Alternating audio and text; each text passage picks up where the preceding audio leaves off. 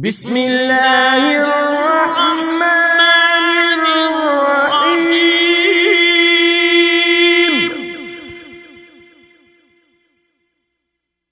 إذا جاء نصر الله والفتح ورأيت الناس يدخلون في دين الله أفواجا فسبح بحمد ربك